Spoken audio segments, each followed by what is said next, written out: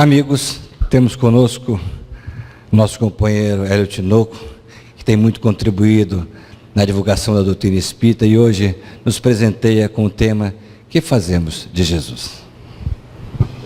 Obrigado, irmão.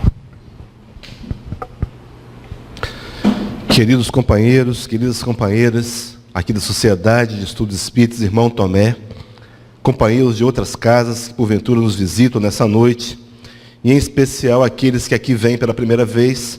Quantos vêm hoje pela primeira vez, por favor?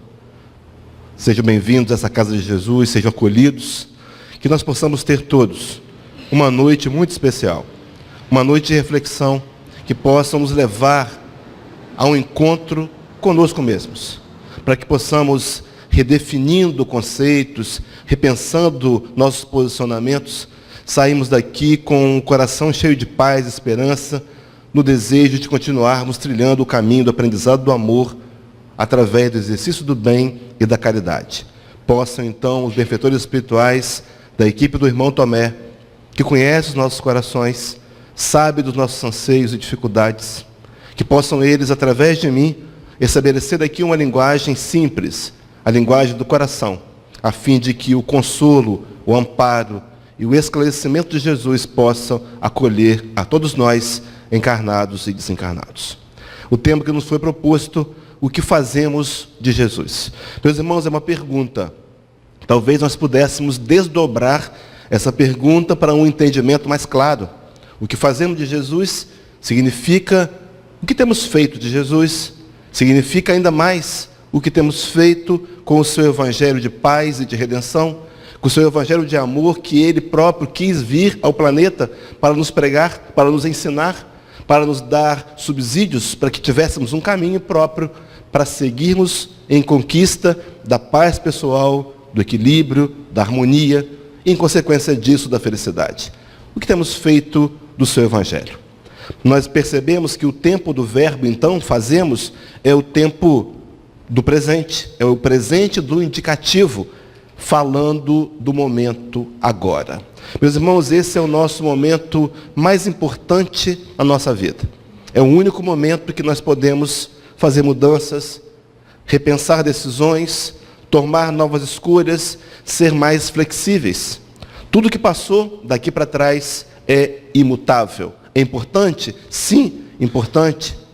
Pode nos servir como referência, pode servir como banco de dados para não cometermos mais os mesmos erros do passado, mas tudo que passou é imutável. Há uma fala de Chico Xavier, onde o benfeitor vai nos dizer, onde o venerando vai nos dizer, que ninguém pode voltar atrás e fazer um novo começo, mas qualquer um pode começar agora e fazer um novo final. Numa frase paralela, ele também nos disse que cada dia que Deus nos dá são como páginas em branco no livro da vida. O que vamos escrever nelas corre por nossa própria conta. Então, o que fazemos de Jesus agora? No entanto, meus irmãos, para discorrer sobre esse assunto, nós optamos trabalhar com duas frontes de trabalho, de ideias. A primeira delas, perguntarmos o que fizemos de Jesus. Nos lembrar da história, rapidamente, sem querer aqui trazer nenhum tipo de constrangimento para nenhum de nós, mas para analisarmos o que fizemos de forma equivocada quando o Nazareno escolheu vir ao planeta, trazer ele próprio o seu evangelho de amor e de redenção. O que fizemos é o pretérito perfeito do indicativo, está falando do passado. Brevemente trabalharemos o que fizemos, mas também vamos trabalhar o que faremos de Jesus. Esse verbo que está no futuro do pretérito indicativo, falando do futuro, falando do amanhã. E vamos perceber, meus irmãos, que o enredo doutrinário proposto pelo Espiritismo vai nos conduzir a uma ideia de profunda esperança. O que nos aguarda é um futuro glorioso. O que nos aguarda é um futuro de paz e felicidade. Um futuro que, segundo o Evangelho, segundo o Espiritismo, me parece que o capítulo 20 nos narra um benfeitor espiritual, o espírito amigo, de que as gerações futuras conhecerão o mal apenas como sendo uma lenda. Caminhamos para esses dias, é bem verdade que hoje, no momento atual, os conflitos, as crises, os desafios atuais podem até, de alguma maneira, nos fazer parecer que esse futuro não será tão brilhante assim. No entanto, meus irmãos, nós já aprendemos, ao longo da história da humanidade, de que as crises que nos foram propostas ao longo da revolução como raça, foram fundamentais para que avançássemos e progredíssemos. O momento atual é desafiador. E o maior desafio está a lançar em nossos corações as raízes de esperança e de fé, confiados numa doutrina reveladora, que vem alicerçando cada vez mais ideias positivas, otimistas, para que nós possamos nos proteger dos eflúvios deletérios do pessimismo, do medo, do receio indevido.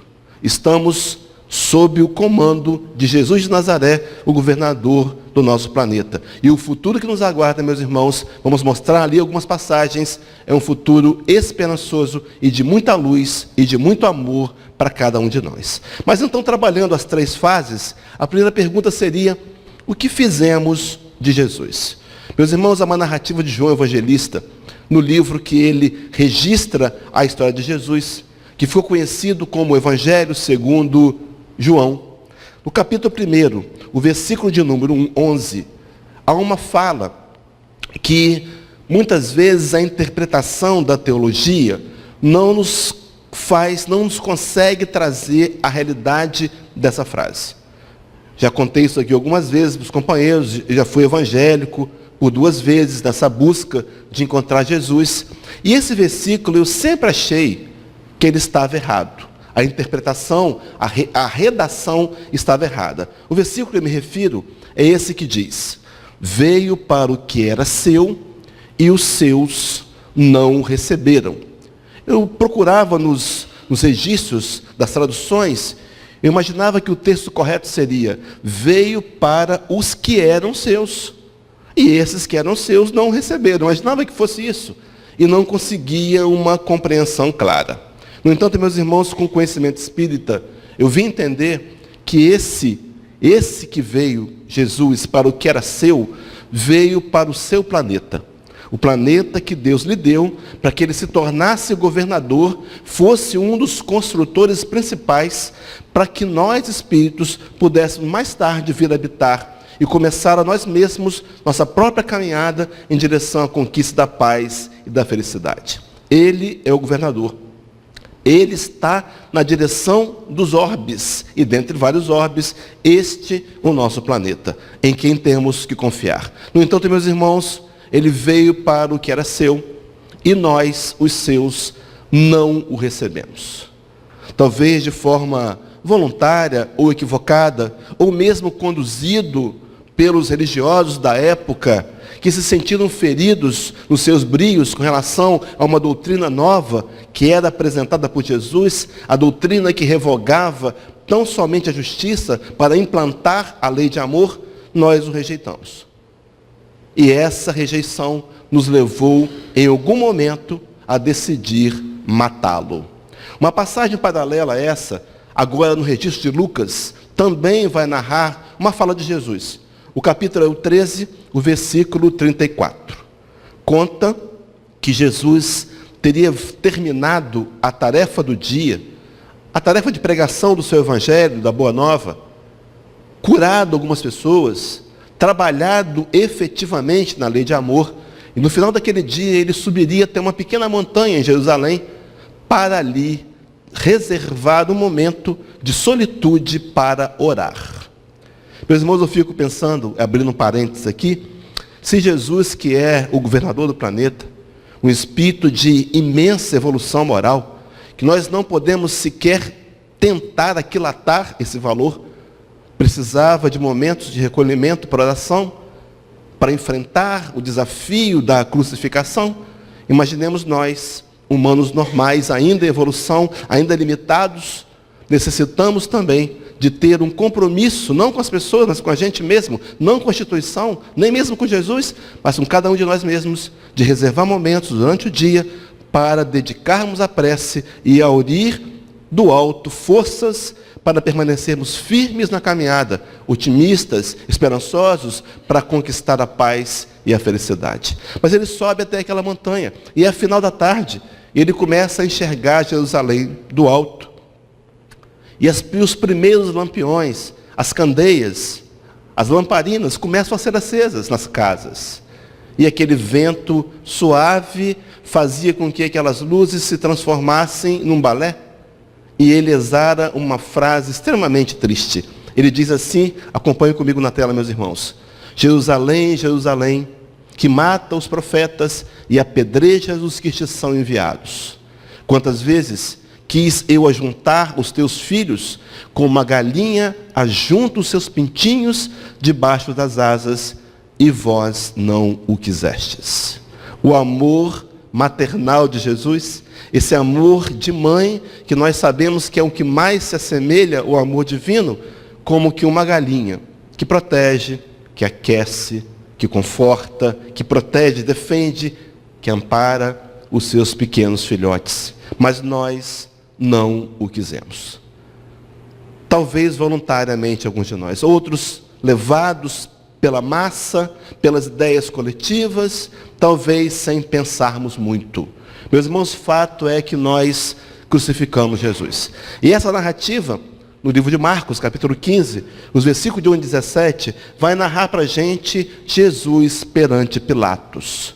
Teria sido preso naquela própria quinta-feira, no jardim do Getsêmani, e levado então até Pilatos, que o mandara a Herodes. O Sinédrio o condenou à morte. No entanto, era necessário passar pela aprovação do governador da província, do representante do imperador romano, Pôncio Pilatos. E Pilatos vai inquirir Jesus, faz um inquérito, uma entrevista, e diz àqueles homens que não encontrara nada que pudesse condená-lo. Meus irmãos, a morte de Jesus foi o maior erro judiciário da história da humanidade. Matamos-os sem uma razão justa e correta. No entanto, meus irmãos, a fala de Jesus, de Pilatos, que eu quero aprofundar aqui, é aquelas dos versículos 12 e 13, onde Pilatos vai insistir para que aqueles que o condenaram repensassem o que estavam fazendo. Diz assim o versículo de número 12. E Pilatos, respondendo, lhes disse outra vez: que quereis, pois, que faça daquele a quem chamais rei dos judeus? E aqueles homens, e eles tornaram a clamar. Gritaram, disseram com veemência: crucifica-o, crucifica-o, crucifica-o. Preferiram a libertação de um ladrão comum chamado Barrabás. E nós crucificamos Jesus. Ele veio ao planeta trazer o seu evangelho de amor, nós não compreendemos e nós o matamos.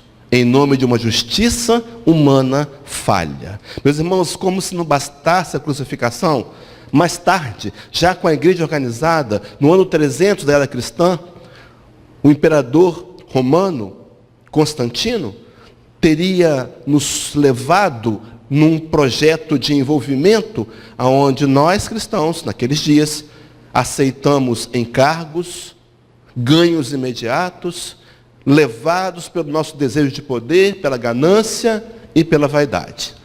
E dali para frente, nós distorcemos o Evangelho de Jesus. Fizemos algo muito diferente daquela proposta de amarmos uns aos outros, que era o seu grande mandamento. Nós aceitamos e nos vendemos em nome da ganância. Meus irmãos, eu quero dizer que eu digo nós, porque provavelmente pertencíamos àquela coletividade, ou se não estávamos ali encarnados, pertencíamos àquele grupo de alguma maneira. E Emmanuel, no livro Inspiração, ele nos diz que nós somos herdeiros de nós mesmos. Quantas vezes olhamos para trás e acusamos os teólogos, aqueles que fizeram a história, que cometeram equívocos? Talvez nós mesmos tenhamos os apoiado, ou quem sabe até fomos os mesmos que criamos as crenças falsas, as teologias, os dogmas, que ao invés de unir-nos como irmãos, têm nos separado. As religiões têm nos separado. E a proposta do Cristo era que nós nos uníssemos como irmãos, tendo um só pastor e fazendo parte de um único rebanho. Mais tarde ainda, como se não bastasse vendermos Jesus, nós ainda montamos, no século XII e XIII, uma força militar para matar em nome de Jesus. em nome daquele que nos ensinou simplesmente a amar. Mais tarde ainda, no ano de 1184, nós, de forma arbitrária, instituímos a chamada fogueira da Santa Inquisição, onde aqueles que tinham qualquer tipo de manifestação mediúnica eram considerados bruxos e eram queimados vivos. E ao serem queimados vivos, deveriam agradecer ao carrasco o benefício da libertação que estavam recebendo. Foi isso que fizemos de Jesus. Cometemos um grande equívoco. Por isso, no livro de Apocalipse, já bem velhinho, João Evangelista, exilado na ilha de Patmos, capítulo 2, versículo 4, aonde João vai parafrasear Jesus, ele fala como se fosse Jesus, ele vai dizer assim: tenho, porém, contra ti que abandonastes o teu primeiro amor. O Nazareno, governador do planeta, veio para o que era seu e nós não o recebemos. Nós o abandonamos, nós deixamos de lado o nosso primeiro amor. Foi isso que fizemos. No entanto, meus irmãos, para permanecermos no mesmo raciocínio, para repensarmos o que fazer agora, o que podemos fazer agora, efetivamente, vamos trabalhar a segunda pergunta. O que faremos de Jesus? E vamos enxergar aqui, meus irmãos, um futuro extremamente glorioso, onde nos será apresentado por uma lógica espírita racional, e é essa a proposta do Espiritismo. Nós não estamos convidando as pessoas para aceitarem e para serem espíritas, não. Nós convidamos os companheiros a investigarem o Espiritismo. Nós nos lembramos aqui de uma fala de Allan Kardec, numa das revistas espíritas. Os companheiros me perdoem, não sei exatamente qual o ano nem qual o mês, mas depois eu vou investigar e trago para os companheiros. Mas Allan Kardec comentava daqueles primeiros críticos do Espiritismo, os primeiros opositores. E ele define que haviam duas categorias de críticos: os críticos sérios e os críticos levianos. Quem eram os levianos? Eram aqueles que se opunham em críticas muitas vezes severas, mas sem nenhum tipo de conhecimento. Criticavam por criticar, algo que muitas vezes nós hoje ainda fazemos. Mas havia os críticos sérios. Quem eram os sérios? Eram aqueles que compravam o recém-lançado Livro dos Espíritos, estudavam o livro para poder encontrar ali alguma divergência, alguma contrariedade, para poderem combater de uma forma mais incisiva, com um certo recurso. E diz Allan Kardec que desses críticos sérios, de duas coisas lhes aconteciam: ou deixavam de ser críticos, ou se transformavam em espíritas. Meus irmãos, o desafio é investigar. Não acreditem em tudo que estou dizendo simplesmente por acreditar. Nós viemos de uma corrente religiosa, nós, no passado, onde haviam autoridades eclesiásticas que as suas palavras eram mais importantes do que o que estava escrito nos evangelhos. Nós aprendemos isso. E está impregnado no nosso psiquismo. No entanto, a proposta espírita é que repensemos a nossa posição e investiguemos para que o conhecimento não fique apenas intelectual, mas para que ele migre para o coração, faça diferença em termos de sentimentos e influencie a nossa história e a nossa vida. Foi numa dessas interpretações, já citadas aqui no que fizemos com Jesus, que fazendo uma leitura do Evangelho nós encontramos lá: não vim trazer a paz, mas a espada. E deduzimos: espada não é para cortar churrasco e também não é para fazer barba. É uma ferramenta de morte. Deduções equivocadas, sem racionalismo, que nos levaram a matar em nome do príncipe da paz, do Nazareno amoroso. Meus irmãos, então, o que faremos de Jesus? Investigue o que eu vou dizer daqui para frente. A primeira passagem que quero trazer é uma questão que está no Livro dos Espíritos, a questão de número 115, esse livro que é o livro básico, o texto básico, onde nós nos apoiamos em revelações trazidas pelos espíritos superiores no momento adequado da humanidade, onde nós poderíamos compreender uma terceira revelação, a revelação que ficaria conhecida como o Consolador prometido, falando da fé raciocinada. Questão 115, Allan Kardec pergunta aos amigos espirituais: dos espíritos uns terão sido criados bons e outros maus? Meus irmãos, essa pergunta, ela encerra uma série de questões doutrinárias. Vou trabalhar apenas uma. A questão escrita é feita no ano de 1857, primeira edição do Livro dos Espíritos. Allan Kardec vivenciava um momento onde a religião predominante era o catolicismo romano. E na interpretação católica haviam anjos e demônios. Vejam, uma interpretação parcialmente correta. Deus não criaria um ser mau.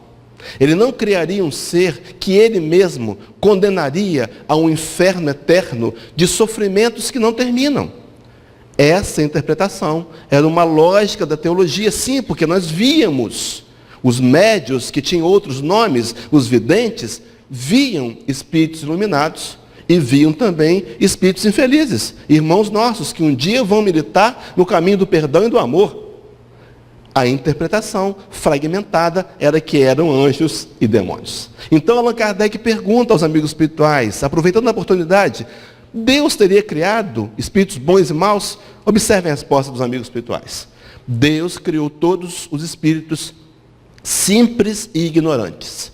Isto é, sem saber. Meus irmãos, não há para cada um de nós, para nenhum de nós, nenhum tipo de privilégio. Deus nos criou todos iguais. Ele agiu com justiça, com equidade. Ele foi amoroso e bondoso. Nos deu a todos o mesmo ponto de partida. E nos ensinaria mais tarde como fazer para desenvolvermos e crescermos em direção à conquista da paz pessoal, que é uma verdade inevitável. Meus irmãos, se há algum determinismo no Espiritismo, é esse. Um dia seremos perfeitos. Então ele criou-nos iguais. Muitas vezes nós trazemos também da teologia do passado a ideia de que, a gente estava falando que, pode continuar? Então nós estamos comentando que Jesus, deixa eu me lembrar onde nós estávamos, né? Alguém lembra aí? A gente estava comentando que os espíritos bons e os espíritos maus, questão 115. Então Deus criou todos simples e ignorantes. O slide seguinte vai dizer que Deus deu a cada um de nós missões. Missões essas que promoveriam um trabalho de autoconhecimento, que promoveriam oportunidades para crescimento. Então, meus irmãos, observem. A situação atual que estamos vivendo, o seu momento, a sua dificuldade, talvez o desemprego, talvez um familiar difícil, talvez um diagnóstico de uma doença grave, talvez a solidão, a busca de um companheiro, de uma companheira, não sejam problemas.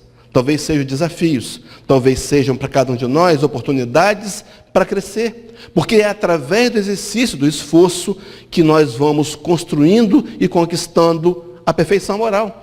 Essa perfeição que vai nos levar efetivamente à conquista da paz. Então Deus nos fez a todos simples e ignorantes. E nos propôs um caminho aonde vai requerer de cada um de nós investimentos, esforços. Veja, eu comentei no começo que nada viria de graça. Nada nos seria dado sem que não fosse exigido de nós um trabalho. Trabalho esse, meus irmãos, que tem como finalidade a perfeição moral, o crescimento do espírito imortal e o encontro de cada um de nós conosco mesmo, com a paz e com a felicidade. Estamos resgatando aqui as imagens, então, rapidamente vamos voltar aqui. Está conseguindo, né, companheiro? Ela está aqui no painel, na área de trabalho. Ah, ela aí, essa aí de baixo, aí, em cima, aí. Isso. Os companheiros querem que comece de novo ou vamos passar os slides? Melhor passar, né? A gente estava lá na questão 115. Isto. Fechar.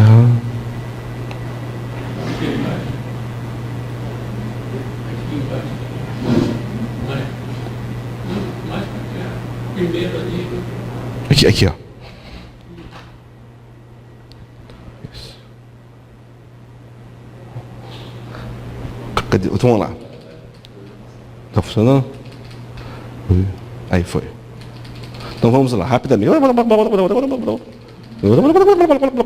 Vamos rapidamente aqui para poder chegar lá no horário. Roberto, vou passar 2 minutos no final da palestra. Pode? Então vamos lá cá. O que fazemos? Questão 115. Está aqui. Questão 115. Não. Já passou? Meu Deus do céu. Que velocidade é essa? Aqui, 115. Pronto. Gente, não faltou luz, nada aconteceu. Depois você corta lá, tá, Roberto? Então vamos lá, então. Kardec perguntou, os amigos responderam: Deus criou todos simples e ignorantes, isto é, sem saber, e a cada um deu determinada missão, com o fim de esclarecê-los, olha só, e de os fazer chegar progressivamente à perfeição. Quando nós encontramos as conclusões espíritas com relação ao Evangelho de Jesus, ficamos encantados. Quantos de nós já ouvimos falar o capítulo 8, versículo 32, Evangelho de João, que vai dizer: conhecereis a verdade e a verdade vos libertará? Observe, meus irmãos, que a ideia, então, é de progresso, a fim de aproximarmos de Deus. Então, os meus problemas atuais talvez sejam benefícios ocultos que vão me levar a me aproximar de Deus. O grande projeto da divindade, feito por Jesus a Deus, é de que nenhuma de suas ovelhas haveria de se perder, e que nós caminharíamos para ser uma família, uma grande família, trabalhando o amor universal e tendo como diretriz, como ideia de governo, a fraternidade. Mas avançando, meus irmãos, nessa mesma lógica, Paulo de Tarso, então, falando de perfeição, na carta aos Coríntios, primeira carta, capítulo 13, versículo 12, Paulo vai escrever assim: porque agora vemos por espelho em enigma, mas então veremos face a face. Agora conheço em parte, mas então conhecerei como também sou conhecido. Talvez a tradução da sua Bíblia, e abrindo um outro parênteses aqui, nós temos no Brasil, oficialmente, 23 traduções da Bíblia. Eu tenho lá na minha casa 7 traduções que eu consulto. Essa tradução é da imprensa bíblica do Brasil. Se nós formos na tradução da Associação Bíblica do Brasil, vamos encontrar ali: porque agora o vemos por espelho em enigma, mas então o veremos face a face, referindo-se ao encontro com Jesus. Meus irmãos, um dia nós vamos encontrar com Jesus, face a face. Que dia será esse? Será aquele dia quando nós tivermos passado pelas encarnações, tivermos lutado e vencido a nós mesmos, as dificuldades morais, termos desenvolvido a ampla capacidade de abnegação e do amor incondicional. Seremos então espíritos puros. E haverá uma audiência, imagino que na comunidade solar, né?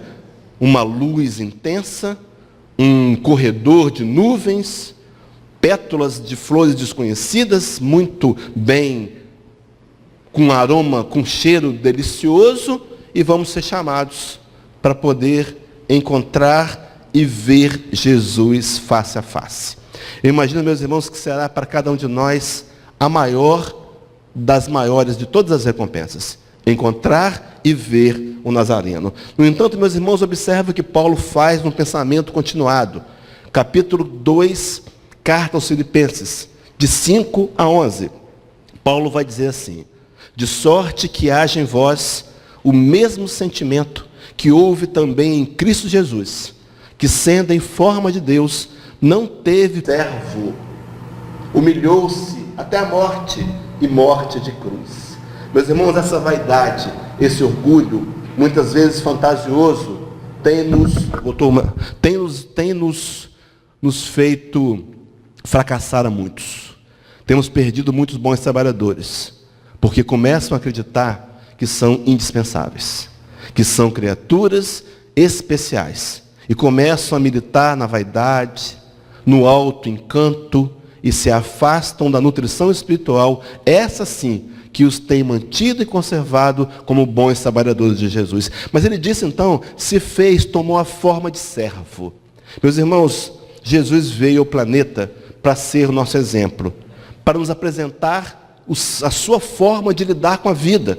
E uma das qualidades que nos deixou foi o de ser servos. Eu me lembrei de uma frase do Augusto Cury, não me lembro se é exatamente assim, mas Augusto Cury diz, um dos maiores escritores do Brasil, ele diz que há empregados que querem ser empresários.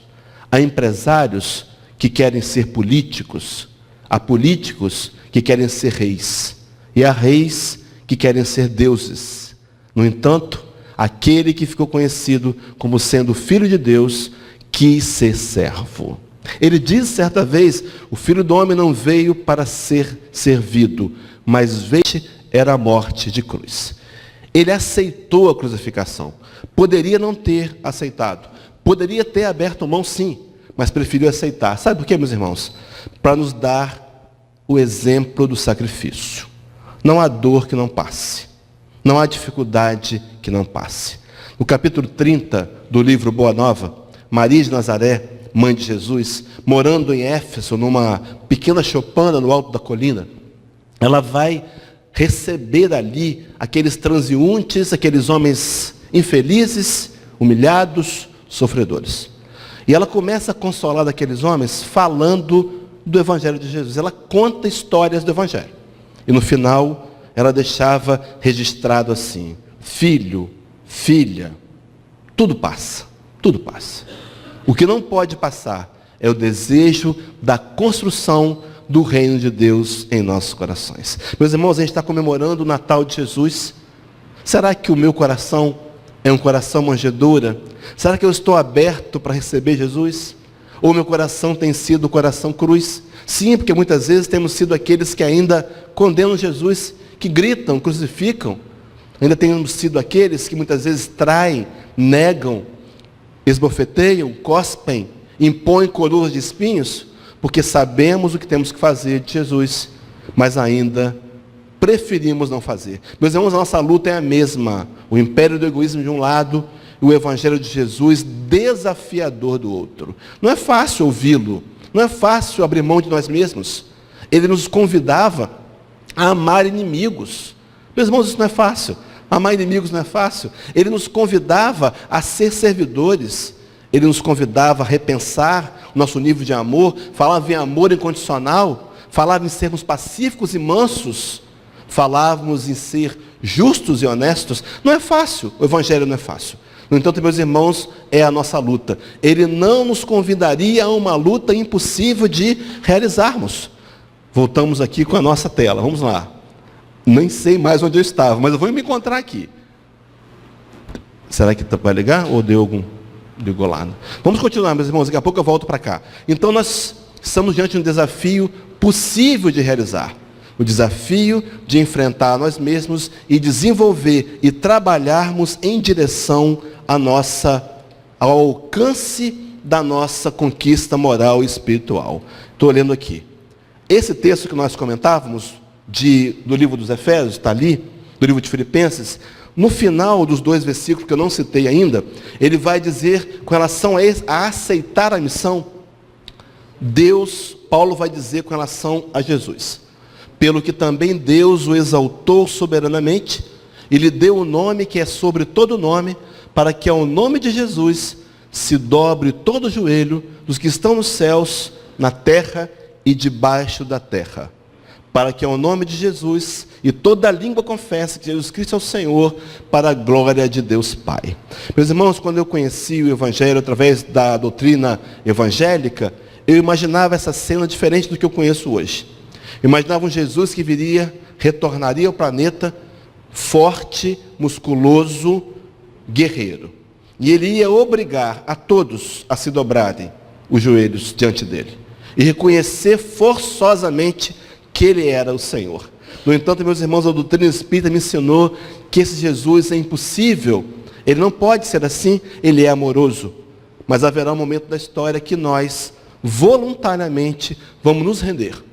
Vamos nos ajoelhar voluntariamente e reconhecer que Jesus é o Senhor, para a glória de Deus Pai. Mas seguindo, meus irmãos, então, o capítulo 14, versículo 12, falando desse futuro promissor, glorioso que todos nós teremos, há uma fala de Jesus no capítulo 14, Evangelho de João, versículo 12, onde só nós espíritas, sem nenhum tipo de presunção, podemos explicar. Aquela fala que o Cristo vai dizer, na verdade, vos digo que aquele que crê em mim, também fará as obras que eu faço, e as fará maiores do que estas, porque eu vou para o meu Pai. Meus irmãos, como é que seremos perfeitos um dia? Como é que faremos as obras que Ele fez? Sem as inúmeras oportunidades reencarnatórias, sem as lutas que travamos hoje. Então observem só, hoje é um dia importantíssimo, porque o que eu fizer hoje vai contribuir com esse ser perfeito que eu serei um dia, com o Cristo que eu serei um dia. Meus irmãos, é verdade, haverá um momento da história da humanidade, da nossa história pessoal, que nós também seremos recebidos numa comunidade altamente especial, nos altiplanos espirituais, para sermos convidados a dirigir um planeta. Nós seremos um Cristo. Não sei como é que vai ser a cena. Talvez nós entremos naquele lugar iluminado também, e vamos encontrar ali um benfeitor com um currículo na mão, analisando o nosso currículo. Vamos dizer, olha, Brunella, ouvimos aqui o seu currículo aqui, analisamos, ouvimos várias indicações suas, queremos convidá-la para dirigir um planeta, não é? Nós seremos perfeitos. E com essa perfeição, meus irmãos, encontraremos a paz e a felicidade. Completa e plena.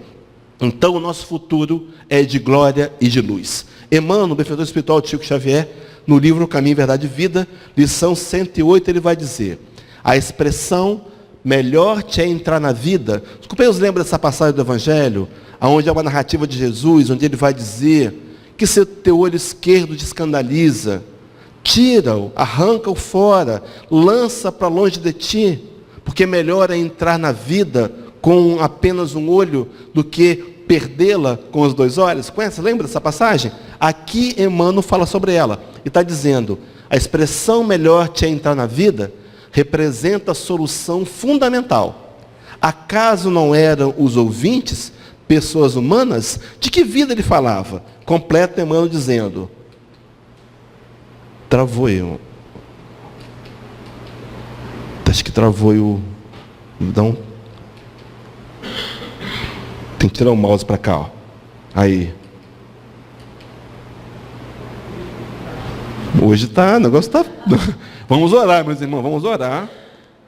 Tem alguma coisa aqui, ó. Ela não está abrindo, não? Pera, vamos abrir de novo. Bom, eu estava onde mesmo? Mesmo de novo isso? Não está filmando, né, Roberto? Pode filmar, né, Roberto? Então vamos voltar para cá. Onde eu estava mesmo? Emmanuel, falando que nós, ele vai falar nesse versículo, pode seguir correndo. Pode ir que vai lá. Na segunda parte do Caminho, Verdade e Vida, lição 108, não é isso que eu estava? Pode ir. Ele vai falar que dessa expressão de Jesus, ele vai dizer para a gente, isso, ótimo, está aí. Referia-se, porém, o Senhor à existência contínua. Veja que ele se refere à vida eterna, à vida de sempre, à vida verdadeira, à vida do Espírito, dentro da qual todo Espírito despertará para a sua gloriosa destinação de eternidade. Meus irmãos, observem só. Nós cometemos um equívoco grave. Muitas vezes imaginamos que somos um ser material, vivendo uma experiência espiritual, uma experiência humana. Na verdade, nós somos um espírito vivendo, agora sim, corrigindo uma experiência humana. Nós não somos matéria. Nós estamos na matéria provisoriamente. A matéria nos oportuniza possibilidade de aprendizado moral. Mas nós somos um espírito. Essa vida não é a vida verdadeira. Esse corpo, nós vamos abandoná-lo. E vamos conquistar mais um outro, e tantos que já tivemos, a fim de atingirmos um futuro glorioso, que é o futuro da perfeição moral. Bom, então chegamos ao ponto principal da palestra, que é o que fazemos de Jesus. E eu quero trabalhar aqui, meus irmãos, a ideia que está dessa pergunta: o que temos feito de Jesus? O que temos feito com o seu Evangelho? Será que eu tenho me dado conta de que esse Evangelho, que hoje comemoramos o Natal de Jesus, e comemoramos porque foi graças a Ele que nos foi apresentado um caminho novo, para despertar da consciência, para nos ajudar a conquistar a paz e a felicidade? Será que é esse o motivo pelo qual eu comemoro o meu Natal? E se eu o comemoro, será que eu valorizo aqueles ensinos que Ele me trouxe? Porque algumas vezes, meus irmãos, ainda, nós fazemos o que fizemos no passado, de forma muito hábil. Nós sabíamos fazer alianças com as trevas. Nós sabíamos viver com um pé lá e outro cá.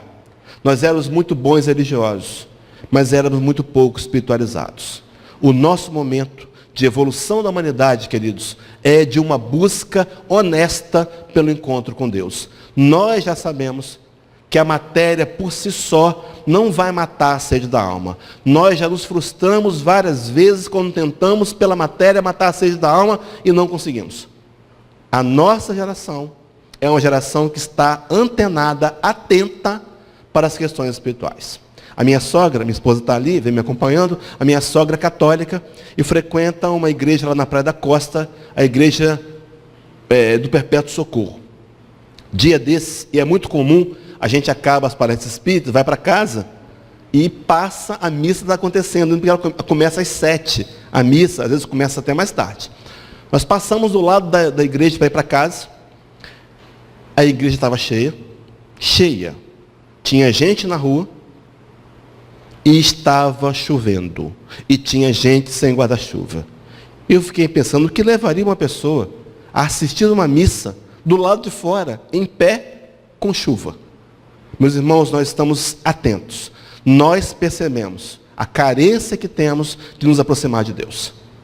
As fantasias do ontem, que nos diziam que a gente podia matar a sede com o poder e com o ter, fracassaram. As pessoas, a humanidade, está se voltando para Deus. Está acontecendo uma revolução espiritual no nosso planeta. E o momento é precioso. E nós podemos acelerar esse processo, fazendo de cada um de nós nossas próprias melhores escolhas. Mas voltando para o tema, então, o que temos feito de Jesus, meus irmãos? Agora, nesse exato momento, com esse que nós chamamos de presente. Meus irmãos, talvez seja o tempo presente, o melhor presente que Deus tem nos dado. Porque é agora, repetindo aquela ideia de Chico Xavier, que nós podemos tomar decisões e melhores posicionamentos.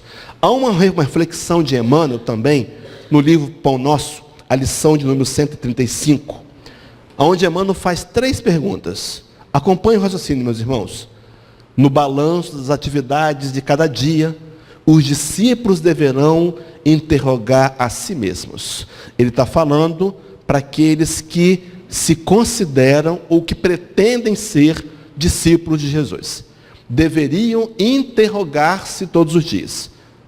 Reportava-se aqui Emmanuel a questão 919 do Livro dos Espíritos, onde Santo Agostinho, um dos espíritos da codificação, nos ensinaria a reservar durante momentos diários, alguns instantes, para fazer um trabalho de autorreflexão e de autoconhecimento.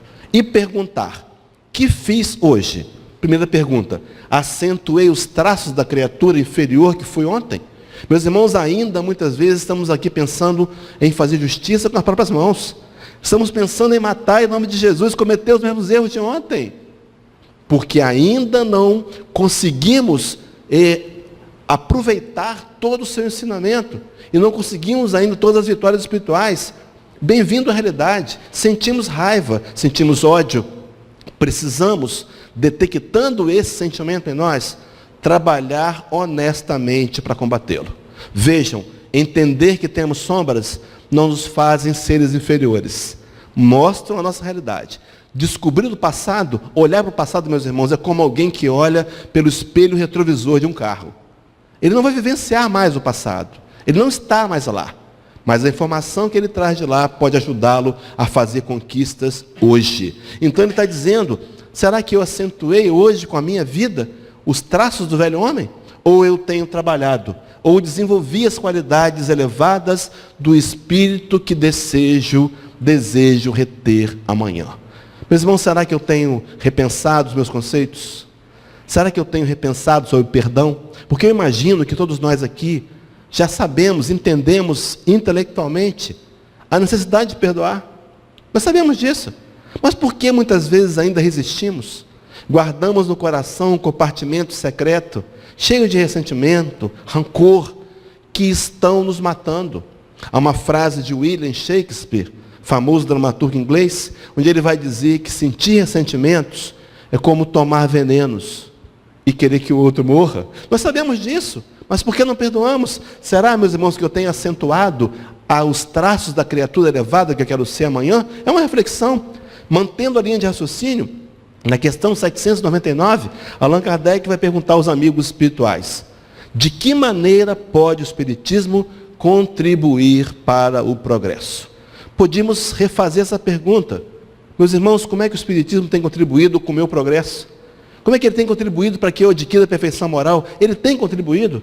Será que eu tenho conseguido utilizar os recursos que ele me apresenta? Agora veja a resposta. Inteligente dos benfeitores espirituais. Destruindo o materialismo, que é uma das chagas da sociedade, ele faz que os homens compreendam onde se encontram os seus verdadeiros interesses. Meus irmãos, somos seres espirituais. Nossos verdadeiros interesses deveriam ser os chamados tesouros dos céus. Aquela fala de Jesus, no Sermão da Montanha, capítulo 6, onde ele teria dito: ajuntai para vós outros tesouros nos céus, onde a traça e a ferrugem não corrói, e os ladrões não escavam e nem roubam. Que tesouros são esses, meus irmãos? Depois que lemos o livro Nosso Lar e vimos o filme Nosso Lar, poderíamos até pensar que seriam os bônus horas. Não, não é verdade. Os tesouros dos céus, meus irmãos, são as qualidades morais.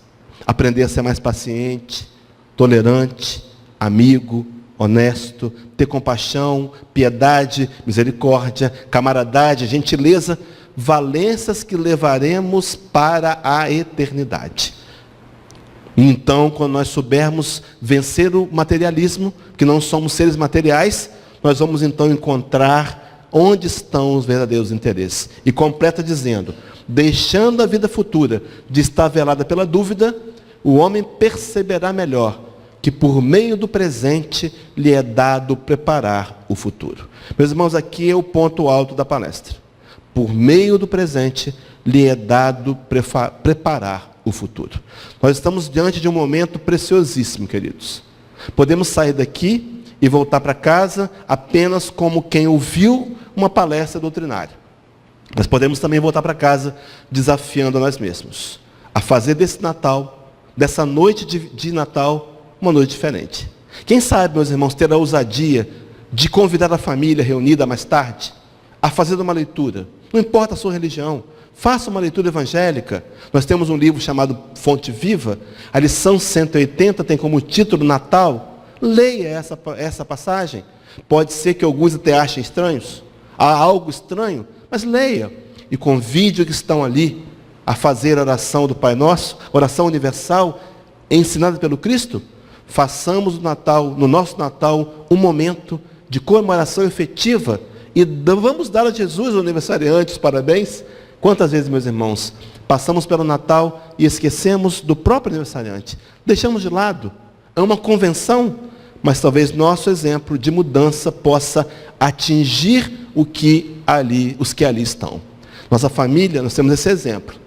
Hoje, nós chegamos à reunião familiar, em determinado momento as pessoas perguntam: não vai fazer a leitura não? Não vamos fazer a prece não? No começo foi difícil, mas nós podemos mudar, começando a fazer agora algo diferente, porque está em nossas mãos construir para cada um de nós um futuro melhor. Mas ele então conclui dizendo: abolindo os prejuízos de castas, leis e cores, seitas e cores, ensina os homens a grande solidariedade que os há de unir como irmãos. Meus irmãos, a nossa proposta para o futuro luminoso começa a ser construída agora. A frase que eu citei de Chico Xavier, eu quero desdobrá-la rapidamente aqui no tempo que me resta. Ninguém pode voltar atrás e fazer um novo começo. Queridos, se nós pudéssemos entrar numa máquina do tempo e retornar a 10 anos atrás, a 20 anos atrás, naquele aborto, naquele crime, naquela falcatrua, sabe como é que nós agiríamos? Exatamente como agimos. Era a bagagem emocional e espiritual que tínhamos. O que acontece é que muitas vezes nós voltamos ao passado com a bagagem de hoje. Isso é uma covardia. Nós nos condenamos, nos punimos por algo que nós não sabíamos fazer ainda. Se você pegar uma criança de 3ª série do ensino fundamental e entregar-lhe um dever de matemática para fazer uma equação de 2º grau e ela não souber fazer, ela não pode ser punida. Deus compreende a sua limitação. Não se puna você também. Faça as pazes com a sua história. Use do passado como elemento para aprendizado e investimento para não cometer os erros do futuro. Mas o passado ninguém pode mudar. Mas Chico vai dizer, mas qualquer um, meus irmãos, qualquer um me inclui. Inclui você, inclui desencarnados que vieram aqui para ouvir essa palestra. Qualquer um pode começar agora e fazer um novo fim. Nossa história, a conclusão dela está em nossas mãos. Por isso, lá no Evangelho de João, capítulo 4, versículo 23, há uma fala de Jesus que ele vai dizer, mas a hora vem e agora é, em que os verdadeiros adoradores adorarão o Pai em espírito e em verdade, porque o Pai procura tais que assim o adorem, em espírito e em verdade. Nós começamos a compreender, fazendo a ligação do Evangelho, do Novo Testamento, do Espiritismo, na carta de Paulo, segunda carta, capítulo 9, capítulo 3, versículo 6, a parte final, onde Paulo vai dizer, porque a letra mata, mas o Espírito vivifica. Meus irmãos, a compreensão intelectual simplesmente não é suficiente para nos levar para próximo de Deus. É preciso a ousadia de colocar em prática. Nossos irmãos evangélicos têm umas frases prontas, e eu guardo muitas delas, e uma delas dizia assim, mais importante do que conhecer a história de Jesus, é conhecer o Jesus da história.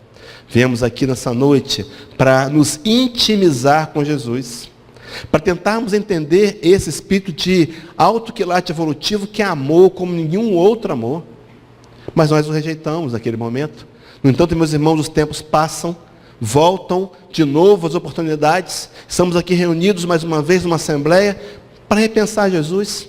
Quem sabe estávamos numa assembleia daquelas, aonde decidimos matá-lo, aonde incitamos a guerra, mas passaram quase 20 séculos.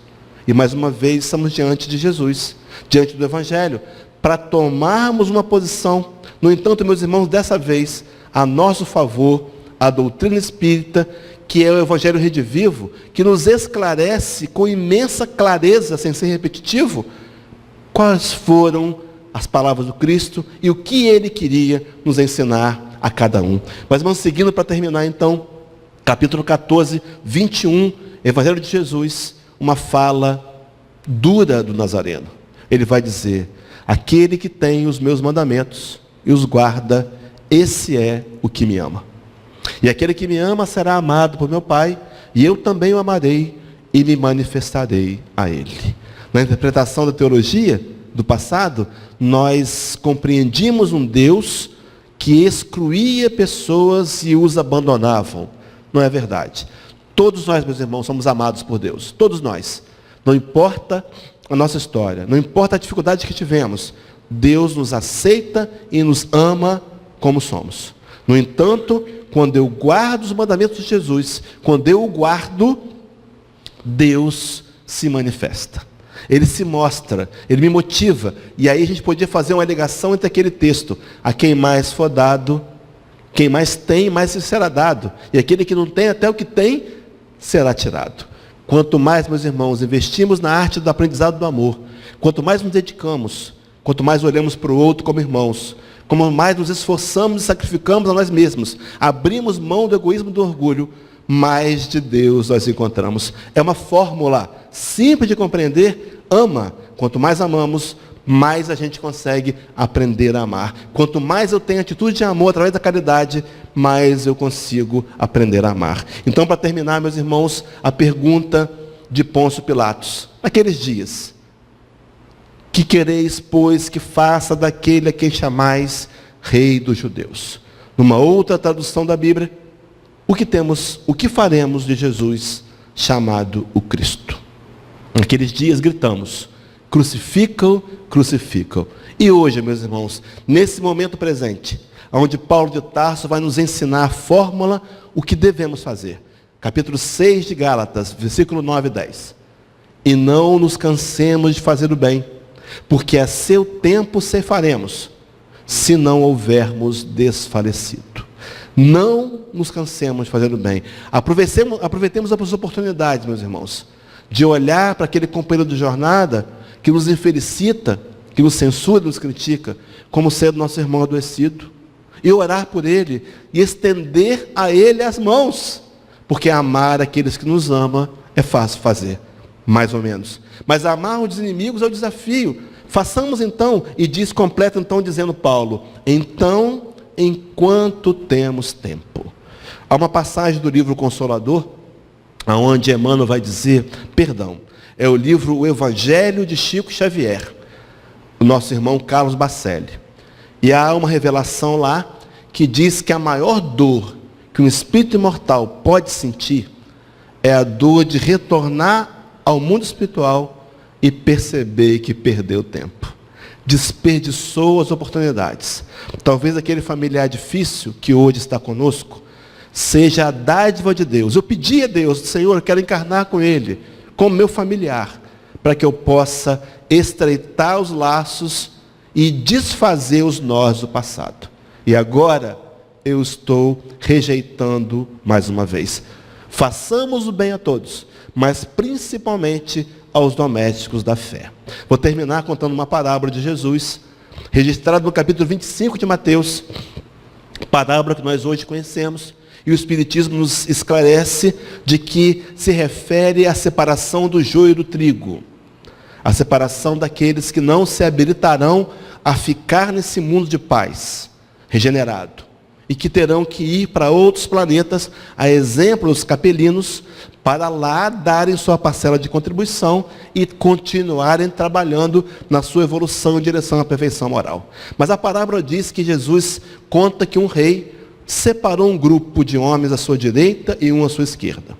Ao que estava à direita ele disse, vinde, benditos de meu Pai, recebei por herança o reino que vos está preparado desde a fundação do mundo. E explica por quê. Por que ganhar o reino? Dizendo, porque tive fome, me deste de comer. Tive sede, me deste de beber. Estava nu, me vestistes. Estava preso e doente, e foste me visitar. E aqueles justos, porque eram justos, vão questionar, mas Senhor, quando foi que fizemos isso? Não lembramos. E ele vai dizer no versículo 40, respondendo o rei, lhes dirá, em verdade vos digo que quando fizestes a um desses meus pequeninos irmãos, é a mim que o fizestes. Allan Kardec, mais tarde, capítulo 15, Evangelho segundo o Espiritismo, inspirado pelo próprio Paulo de Tarso, que desencarnado assina como Paulo apóstolo, criaria o lema do Espiritismo. Fora da caridade não há salvação. Meus irmãos, sem a ação, sem enxergarmos aos outros, nos outros, nossos irmãos de verdade, sem sentir que são nossos irmãos, nós não seremos capazes de transformar os nossos corações em corações melhores. O outro é o canal pelo qual eu posso exercitar a construção de luz própria.